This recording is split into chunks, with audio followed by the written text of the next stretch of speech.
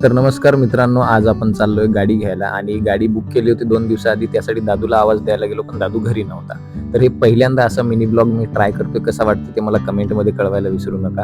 आणि बॅग वगैरे घेऊन बॅगमध्ये थोडेफार पैसे होते. तर बॅग घेऊन मी निघालो शोरूमकडे. गाडी 2 दिवसाआधी मी बुक केली होती आणि आज त्यांचा कॉल आला की तुमची गाडी अवेलेबल झालेली आहे. तर शोरूमला जाऊन तुम्हाला लगेच मी गाडी दाखवतो, म्हणजे तुम्हाला कळेल की आपण कोणती गाडी घेतलेली आहे.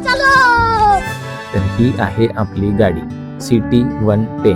तर ही गाडी बाबाला, मला, सगळ्यांना आम्हाला आवडली होती. तर हीच गाडी आम्ही बुक केली. तर योगायोग आता असा झाला की एक आजोबा आले होते जे वादन करून पैसे मागत होते आणि मला असं वाटलं की आपल्या शुभ कार्यात ते आले, तर त्यांना मी ते परत वाजवायला लावलं आणि वाजवणं झाल्यानंतर त्यांना थोडे पैसे सुद्धा दिले. त्यानंतर गाडीची जी रक्कम आपल्याला भरायची होती ती रक्कम आम्ही सगळी मोजली आणि मोजून जमा केली.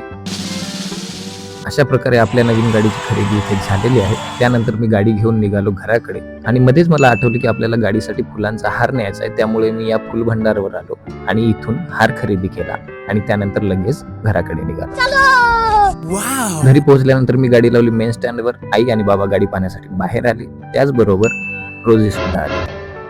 त्यानंतर आईने आणि बाबाने दोघांनी मिळून छानपैकी गाडीची पूजा केली.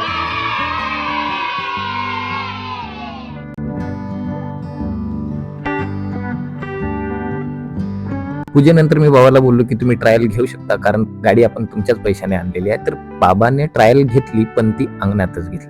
तर अशा प्रकारे गाडीची खरेदी केल्यानंतर आपल्या सगळी ही प्रोसेस झालेली आहे आणि हा आपला ब्लॉग इथेच आपण समाप्त करतोय.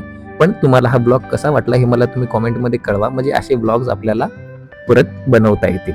असे पण ब्लॉग्स बनव आणि बाकीचे ब्लॉग्स तर तुम्ही आपले पाहतच असता. ठीक आहे, चला तर भेटू लवकरच नवीन एका अशा पद्धतीच्या ब्लॉगमध्ये, जर तुम्हाला आवडला असेल तर.